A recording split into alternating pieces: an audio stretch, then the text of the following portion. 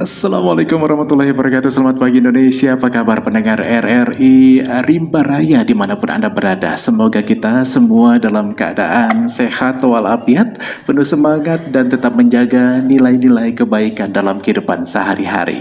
Kembali Anda bersama kami pendengar dalam program Kita Indonesia, sebuah ruang dialog yang menghadirkan berbagai perspektif, menggugah kesadaran dan menguatkan nilai-nilai kebangsaan kita. Pendengar, pada kesempatan ini kita akan mengangkat sebuah topik yang cukup hangat sekaligus mengusik hati kita semua. Ketika hormat memudar, potret retaknya adab di dunia pendidikan. Pendengar, dunia pendidikan sejatinya bukan hanya tempat menimba ilmu, tetapi juga merupakan ruang untuk membentuk karakter, akhlak, dan adab generasi bangsa. Namun belakangan ini kita sering mendengar bahwa menyaksikan sendiri bagaimana nilai hormat terhadap guru mulai memudar. Etika dalam berinteraksi kian longgar dan batas-batas kesopanan seolah-olah mulai kabur. Lalu apa sebenarnya yang terjadi? Bagaimana peran keluarga, sekolah, dan lingkungan dalam bentuk kembali adab generasi kita? Untuk membahas hal ini lebih dalam telah hadir bersama kita narasumber yang sangat berkompeten di bidang pendidikan, yaitu ada Ustadz Afriyal MPD selaku pimpinan LPI Al-Muhajirin Takengon.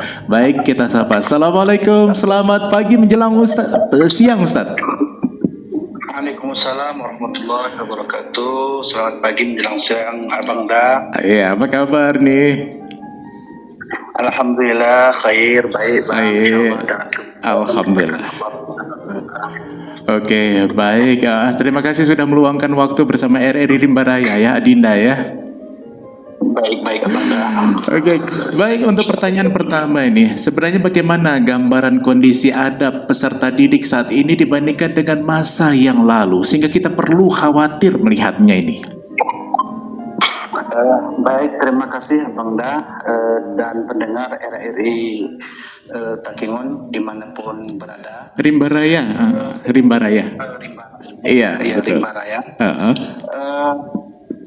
Bahwa kita pahami bersama untuk kondisi moral atau akhlak pendidikan zaman sekarang dengan zaman yang dulu itu memang ada perubahan yang cukup signifikan. Yang sejatinya kita pahami bahwa guru itu adalah pahlawan tanpa jasa. Tapi akhir-akhir ini ketika kita melihat di berbagai macam media sosial, di berita-berita bahwa gurulah yang harus membutuhkan perlindungan jasa atau jasa perlindungan. Seperti itu, karena kita melihat banyak yang kita saksikan bersama ketika moral siswa santri terhadap gurunya itu sungguh sangat miris, sangat mengecewakan. Pada dasarnya pendidikan itu ya harus memberikan cerminan yang baik, etika moral yang baik terhadap gurunya, karena sebagaimana kita pahami juga guru itu pasti memberikan yang terbaik kepada muridnya. Jadi kalau ditanya bagaimana perbedaan antara katakanlah pendidikan zaman dulu dengan zaman sekarang, ya memang ada sedikit perubahan yang sangat luar biasa. Itu gambarannya sedikit Abang Da. Baik, perubahan yang sangat luar biasa. Kalau kita kaji nih, penyebabnya, apa sebenarnya penyebab utama yang menyebabkan memudarnya rasa hormat siswa terhadap guru atau ustadznya di era sekarang ini? Melihat perkembangan saat ini memang tidak bisa dipungkiri, dan apa yang kami sampaikan ini belum berdasarkan analisa, tetapi apa yang kita lihat secara realitas, secara umum, barangkali nanti kita bisa melihat banyak data yang telah meriset atau meneliti tentang faktor-faktor apa saja yang membuat sehingga krisis moral atau adab daripada siswa-siswa kita atau generasi muda kita. Di antaranya memang itu ya dengan era digital ruang yang tidak terbatas saat ini, sehingga informasi yang sampai kepada anak muda kita, kepada siswa-siswi kita, kepada generasi muda kita itu ruang sampai sekalipun berada di ruang sempit, katakan di kamar, katakan di kelas, katakan lain sebagainya. Sehingga informasi tersebut ketika peserta didik atau siswa-siswi santri itu tidak mampu memfilter, menyaring, maka ini sangat cepat terpengaruh. Kita lihat di antaranya anak muda sekarang ini adab terhadap orang tua berkurang. Ketika orang tua berbicara cenderung memainkan HP, cenderung fokus kepada layar kaca HP-nya dan sebagainya. Di tempat keramaian misalnya ada orang tua di situ ya dengan percaya dirinya mereka di samping itu ya live, kemudian di samping lain mereka velocity saya tarian-tarian yang media sosial saat ini yang viral dengan iringan musik yang ada tarian-tarian khusus, sehingga kalau secara adat Gayo itu sendiri ada hal namanya sumbang, dan ini kan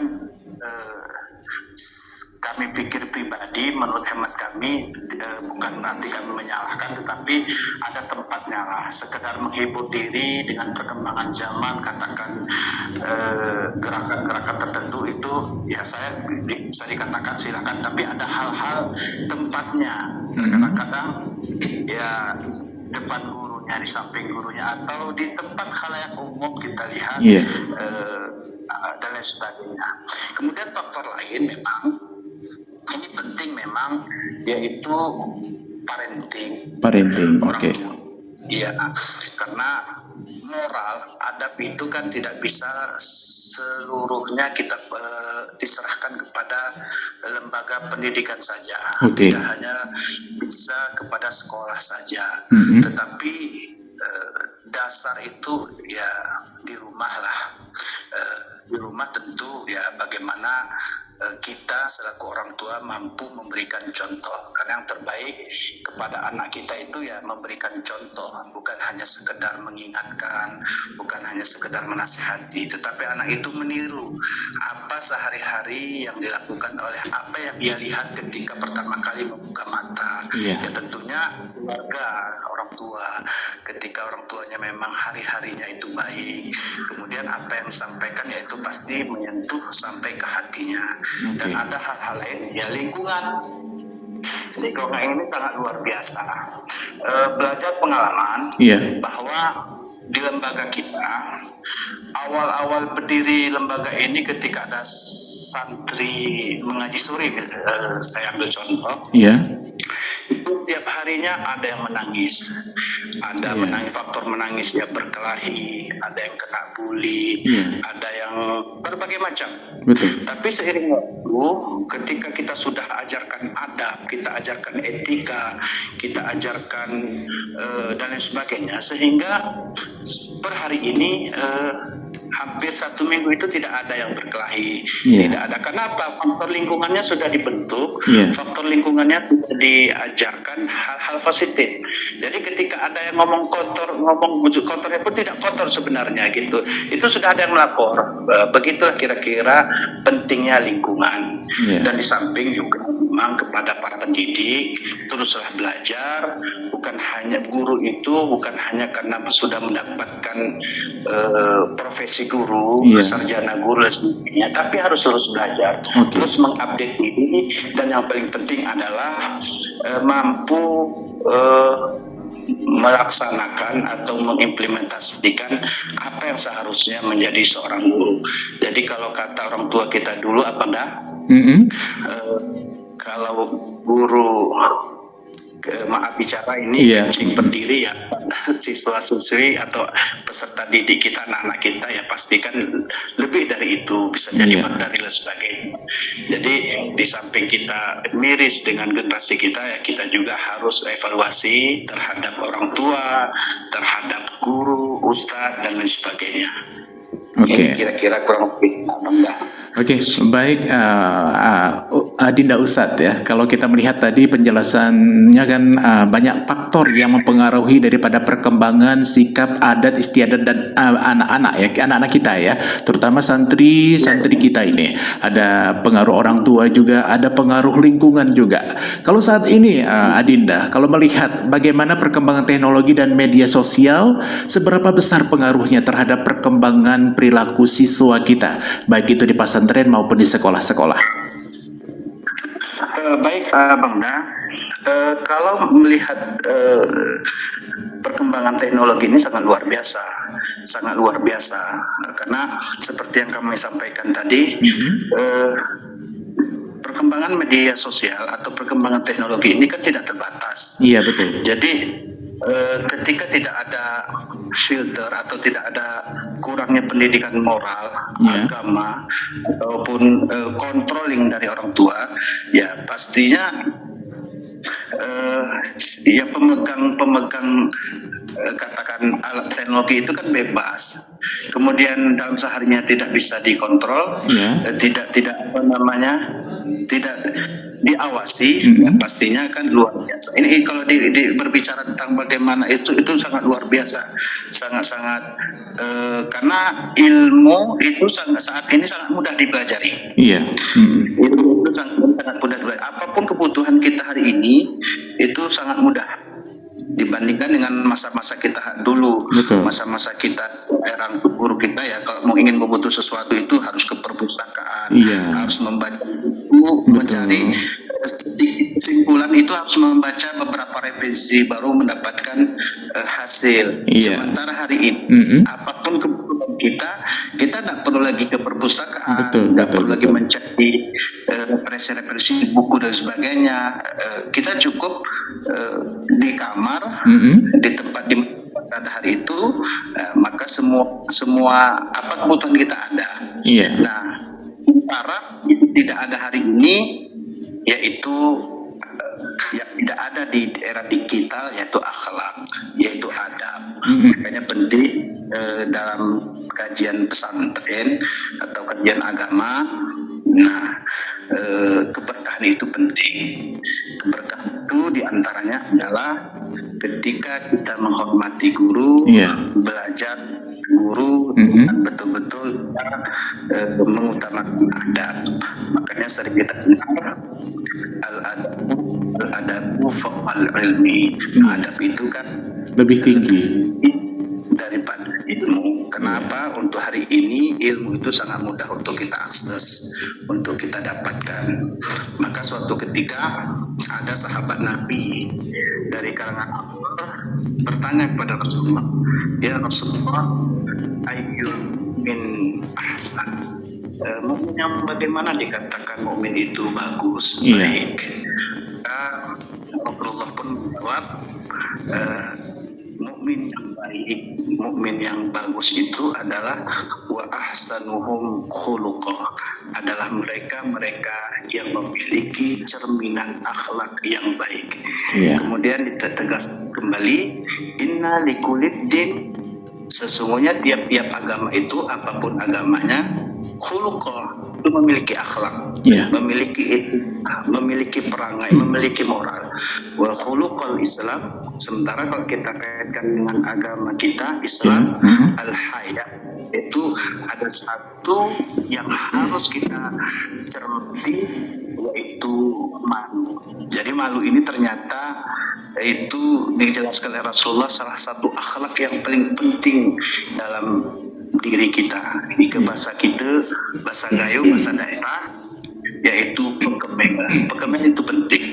Dan hari ini mengapa moral anak-anak kita, generasi kita itu sebahagian di luar batas, di luar kontrol, ya diantaranya sudah terkikis jiwa pekemennya. Kurang lebih seperti itu, Abang. Oke. Baik, Adinda Ustadz, kalau melihat ya secara pengalaman ini dan sebagai pimpinan lembaga pendidikan, kasus seperti apa yang paling sering terjadi di pesantren atau di lembaga-lembaga pendidikan Islam yang mencerminkan menurutnya adab siswa? Kalau kita bandingkan dengan dahulu kala nih, Kalau tadi saya juga dijelaskan bahwa saat ini untuk siswa-siswi kita ini perjuangannya itu lebih lebih simple. Artinya untuk mendapatkan ilmu mereka SOP-nya itu lebih singkat. Cukup duduk di kamar dengan memegang HP, semua informasi mereka dapatkan. Tapi kalau dulu ya seperti Adinda ceritakan tadi, mereka harus ke perpus, kemudian harus mencari buku yang tepat, kemudian harus konsultasi lagi dengan berbagai narasumber begitu sehingga diambilkan keputusan-keputusan. Apakah ini juga mempengaruhi karakter daripada siswa-siswi kita? Ini kalau berdasarkan pengalaman Abangda, iya. Kalau dalam dunia pesantren, kita ambil sebuah contoh bahwa dalam dunia pesantren itu ada namanya, perlunya ada istilah tabaruk. Tabaruk itu ya adalah proses pengambilan ilmu, yaitu dengan belajar dengan langsung kepada gurunya. Artinya sanad keilmuan kita jelas, sanad sumber keilmuan kita itu jelas dari siapa ke siapa. Ini perbedaan dengan keberkahan ketika kita mengambil ilmu langsung dengan guru, ya dengan ustaz, dibandingkan dengan digital. Digital itu penting, era digital itu sangat luar biasa, tetapi itu hanya sebagai sarana pembantu ketika kita sudah ada modal dasar. Kita tidak boleh katakan kita tidak paham agama, tetapi tidak paham sesuatu, langsung mengambil yang sifatnya, kalau ilmu umum itu ya silahkan, tapi ada hal-hal dia tidak bisa langsung diambil ke situ, apalagi terutama agama. Maka dalam pemahaman kami, hemat kami, penting adanya guru. Di antara fungsinya adalah jelas kesanatan keilmuan kita. Katakan dari kita belajar dengan siapa, guru kita belajar dengan siapa, guru kita belajar dengan siapa. Jadi jelas sanad keilmuan kita, yang mudah-mudahan guru kita terus tersambung kepada Rasulullah. Jika dikiaskan sebuah hadis yang sampai memang riwayatnya sanadnya itu ke Rasulullah, kan begitu juga keilmuan kita, Bangda. Sementara kalau kita nol, tanpa ada dasar, tanpa ada sedikit fondasi, langsung semuanya mutlak kita ambil dari internet, ini khawatir terjadi kerancuan, terjadi kekeliruan. Makanya banyak hari ini kalau kita bawa ke arah ibadah, banyak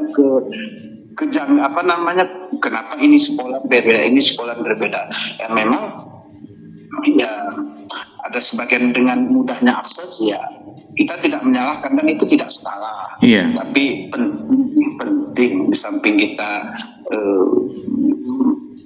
belajar langsung dengan seorang guru secara langsung, di samping didukung dengan media-media yang ada di era digital ini, yang kita sudah tahu guru mana yang harus kita ambil.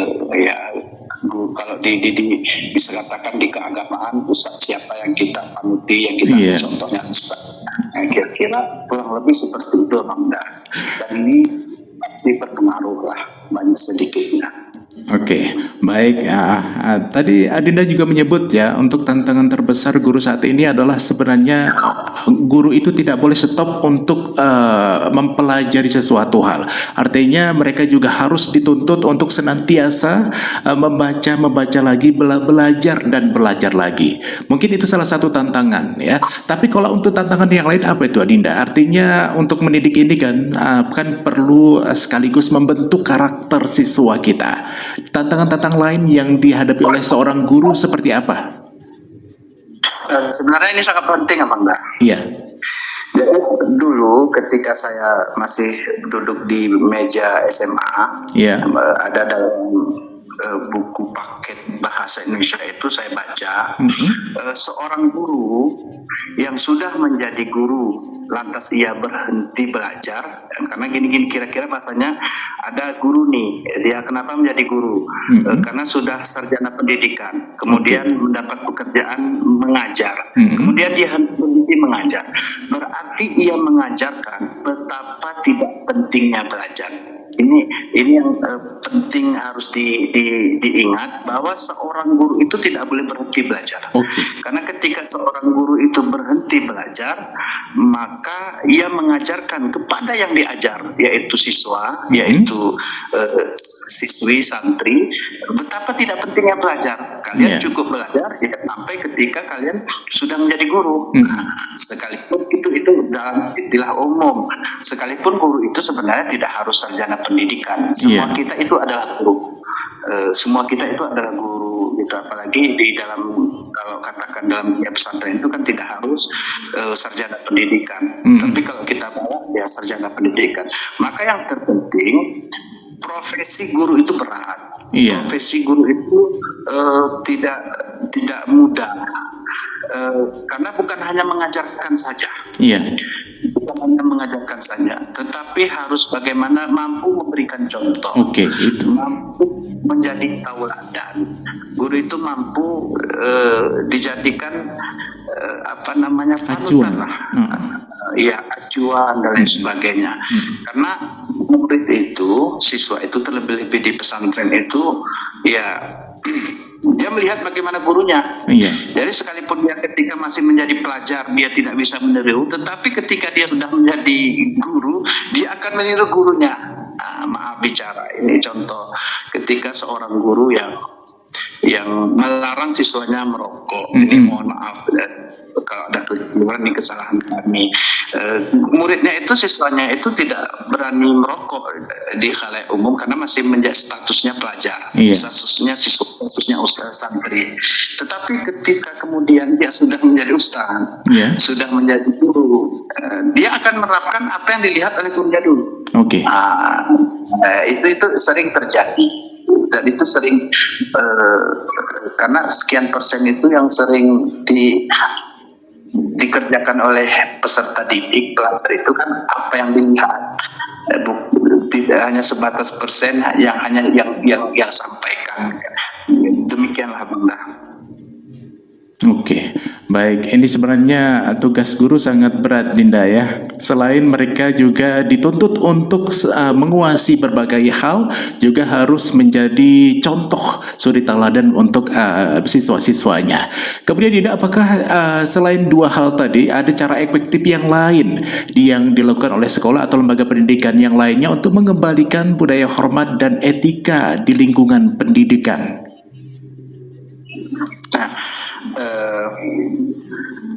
Baik Abang Da, untuk lembaga, untuk apapun itu sifatnya penting ada sebuah penerapan, ada sebuah hasil dari SOP lembaga tersebut. Di antaranya memang ya seorang guru itu harus, lembaga itu harus mengupdate kan para guru, para ustadz. Artinya update dan upgrade seorang guru itu penting, karena guru itu kan bukan hanya mengajar ilmu yang ia ampuni, yang ia ajarkan, tapi banyak hal-hal lain yang di luar apa yang dia ajar, ia temukan.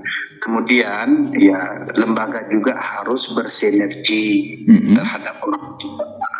Artinya sebaik apapun program lembaga, ketika tidak bersinergi dengan orang tua dalam hal ini parenting, ya agak kewalahan juga. Bagaimana contoh, misalnya saya ambil contoh analisa lah, atau ketika santri, ya ini dalam dunia pesantren saya contohkan. Ketika santri misalnya sudah berbulan-bulan di pesantren, diterapkan sholat 5 kali sehari semalam tepat waktu, tetapi pada waktu tertentu ia pulang kampung, berada di rumahnya, pada saat itu juga dia terus langsung tidak sholat, katakan subuhnya sudah telat atau subuhnya ketinggalan dan lain sebagainya, misalnya. Tapi ini sering kita temukan secara analisa. Makanya penting diantaranya itu sinergi, sinergi, lembaga bersinergi kepada Dewan Guru, bahwa guru harus upgrade dengan program-program yang diadakan oleh lembaga, juga update bersinergi dengan orang tua, bahwa harus saling bekerjasama. Ada kerjasama, betul. Kerjasama itu penting untuk anak-anak kita. Kalau tidak, kalau hanya sepihak, ya dipastikanlah ada sedikit kesulitan. Iya, betul sekali. Memang kenyataannya ya, Dinda, kalau kita melihat di berbagai sarana pendidikan, kemudian apakah itu pesantren, apakah itu sekolah sendiri, memang harus ada kolaborasi, kerjasama antara orang tua dengan wali, dengan guru-guru di sekolah. Karena kalau di sekolah ya hanya berapa jam saja siswa kita gitu, 4 atau 5 jam atau 6 jam. Tapi yang terbanyak itu kan di rumah begitu. Apabila memang tidak ada kerjasama ini, mungkin untuk keberhasilan ya bisa jadi setengah-setengah begitu kan. Karena memang anak-anak ini pun diajarkan harus tetap diawasi begitu. Seperti tadi untuk sholat begitu kan. Kalau di rumah, kalau di sekolah saja mungkin untuk zuhur dan asar, kalau tapi di rumah ada maghrib, ada isya, ada subuh juga, dan ini harusnya menjadi tugas orang tua untuk senantiasa mengingatkan, Dinda ya. Ya benar Bang Da, bukan hanya sekedar mengingatkan pada dasarnya. Mengingatkan itu tidak terlalu efektif ya, tetapi yang paling efektif itu adalah mengajak. Ayo, kalau dicontohkan sholat ya langsung ngajak, ayo kita sholat duduk terus. Itu lebih efektif dibandingkan orang tuanya HP, orang tuanya duduk, kemudian memerintahkan anaknya silakan, itu maghrib duduk terus. Iya. Ayo kita ke masjid, ayo kita sholat berjamaah. Itu jauh lebih efektif karena diajak, mengajak dibandingkan ya hanya mengarahkan.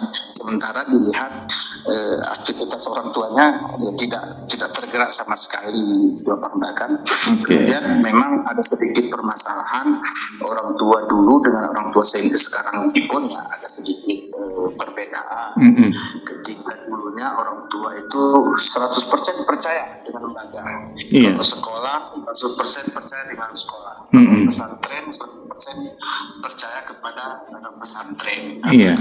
Ketika anak itu kurang beretika, kurang beradab, ya di sekolah itu ada kewenangan dan orang tua itu lepas. Bahkan ketika pihak sekolah, pihak lembaga menyampaikan apa yang terjadi terhadap anaknya misalnya, itu justru ditamahilan kayak gitu kira-kira. Tapi seorang guru itu pun sering kami mendengar itu luar biasa, karena orang tua yang sebagian tidak bijaksana ketika anaknya katakan ada perselisihan dengan temannya, sebagian orang tua menyikapinya tidak bijaksana, datang-datang nyarut-marut gurunya, nunjuk gurunya, kemudian dan lain sebagainya. Padahal permasalahannya itu bisa diselesaikan dengan duduk atau klarifikasi, mendengarkan bagaimana cerita awalnya dan sebagainya. Tapi ini sering terjadi, sering lembaga-lembaga saat ini ketika orang tua tidak bijaksana, orang tua tidak mengontrol emosi, dan mohon maaf Bang Da, ketika seorang guru sudah tidak mengajar itu hanya sebatas memenuhi kewajiban, ya dipastikan keberkahannya pasti kurang. Ini menurut hemat kami. Makanya penting menjaga hati guru. Ya, jadi ketika guru itu mengajar dengan benar-benar mengajar, dengan benar-benar ikhlas, insya Allah ilmunya itu akan lengket, akan berkah dan mampu diaplikasikan di kehidupannya. Tetapi ketika seorang guru dengan tekanan, dia hanya menjalankan kewajibannya aja, saya datang mengajar, selebihnya selesai sudah, ya kita lihat hari ini Bang Dah, banyak ilmu, banyak kalau pesantren pun kita analisa hampir setiap di kampung kita itu banyak pesantren, tetapi kita lihat seperti tidak ada hasil-hasil daripada pesantren misalnya. Kita tidak mengambil ini analisa kami. Dulu dalam satu kampung itu terbatas yang masuk pesantren, tetapi ketika pulang kampung Ramadan dan sebagainya itu nampak hasil-hasilnya, meskipun dalam satu kampung itu ada 2 orang saja, nampak terus hasil. Tapi hari ini begitu biasanya antusias orang tua memasukkan anaknya ke lembaga keagamaan, keislaman, tetapi ketika pulang susah, justru mana yang kita inginkan gitu, susah, bukan tidak ada Abang Daya, susah begitu. Ini dikhawatirkan faktor lain secara kajian taklim muta'alim ya, dan belajar dan mengajar itu terkikisnya keberkahan ilmu. Itu karena orang guru sekarang dikit-dikit marah nanti satu keluarga datang, orang tuanya, ayahnya, mamanya, kakaknya, menunjuk satu guru, kata yang katakan guru yang hilang tadi, itu sehingga guru kedepannya ya cari aman sajalah. Saya di jam mengajar itu saja, itu waktunya mengajar, selebihnya ya up to you gitu aja Abang Anda. Baik, Dinda, kalau saat ini ya pendengar kita mungkin ada siswa di luar sana, juga ada orang-orang tua ya, biasanya nasihat kepada santri terkait masa depan, maksud kami terkait tentang pentingnya adab dalam menuntut ilmu itu seperti apa, Dinda?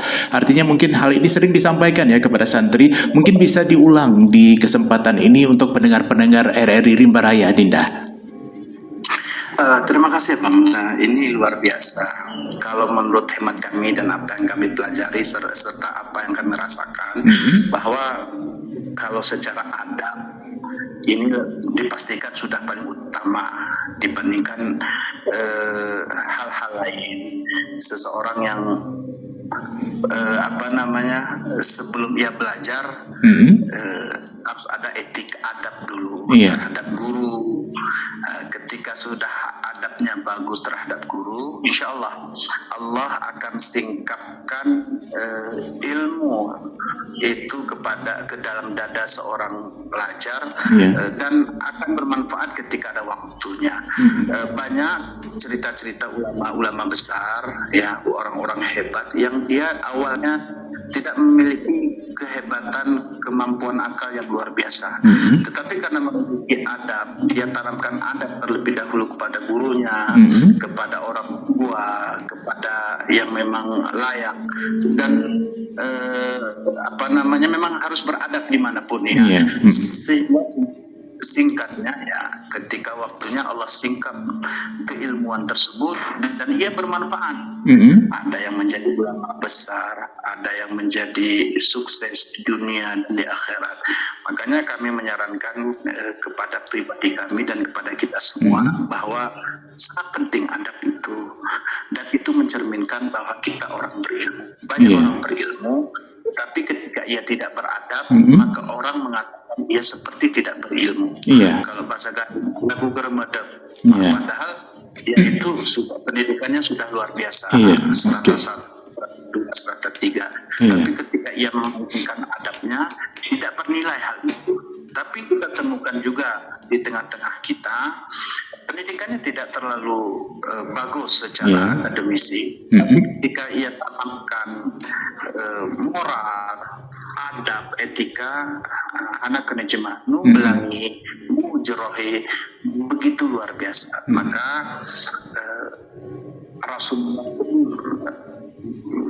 misi diantaranya, misi utama dihadirkan ke permukaan bumi ini bukan membawa agama, karena agama sudah ada sejak Nabi Adam, tetapi diantaranya adalah adab. Yang disampaikan innama bu'istu li'utamimma karimal akhlaq.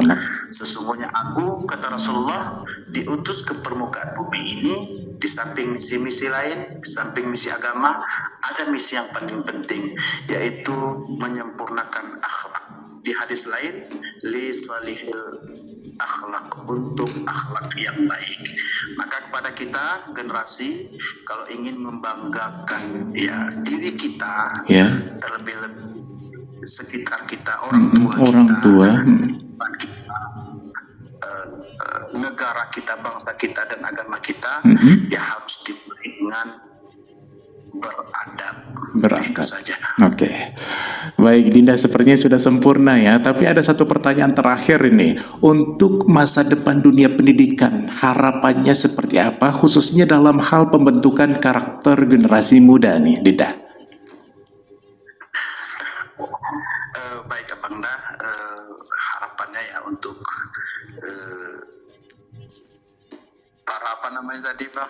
Iya, harapan untuk masa depan dunia pendidikan kita, Dinda, dengan berbagai cobaan, dengan berbagai tantangan, dan dengan berbeda generasi dulu mungkin tidak sama dengan generasi saat ini, karena mungkin mereka pun, ya kan, dalam prosesnya ini banyak sekali cobaan-cobaan yang mereka terima. Kalau Adinda sendiri sebagai ketua LPI ya, atau sebagai pimpinan daripada LPI, harapannya untuk masa pendidikan, dunia pendidikan kita ke depan ini seperti apa? Khususnya dalam hal pembentukan karakter generasi muda, Dinda.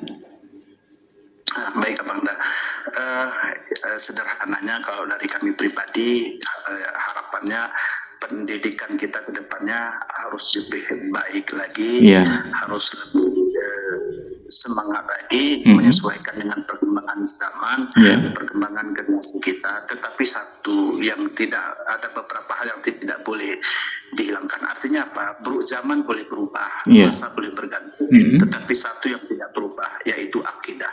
Jadi mau masa seperti apapun, mau zaman seperti apapun, kalau mau pendidikan kita terus bagus, pendidikan kita terus bernilai dan beradab, maka yang paling penting adalah menanamkan akidah kepada anak-anak.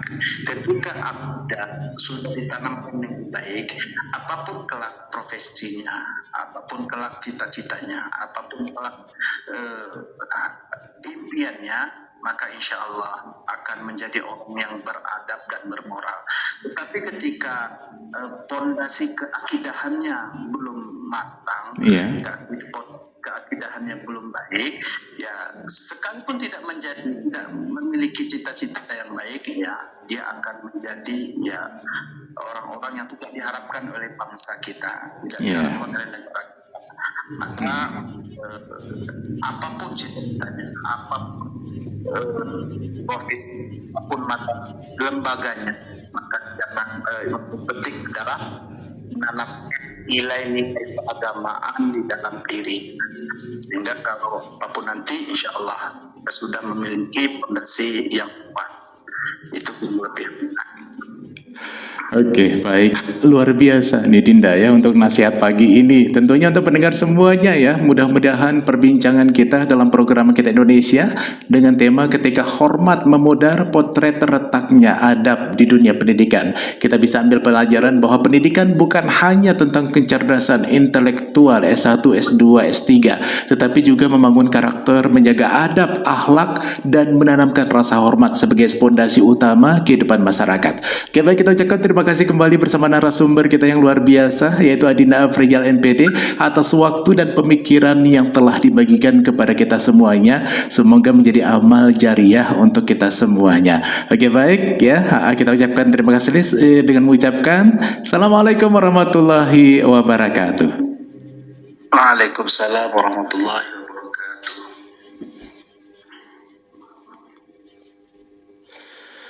Oke, baik pendengar, demikian ya. Semoga apa yang kita bahas hari ini tentunya bisa menjadi refleksi bersama bagi orang tua, guru maupun generasi muda untuk kembali menempatkan adab sebagai prioritas di dalam pendidikan. Saya yang bertugas pamit undur, tetap stay bersama kami di Kita Indonesia RRI Rimba Raya.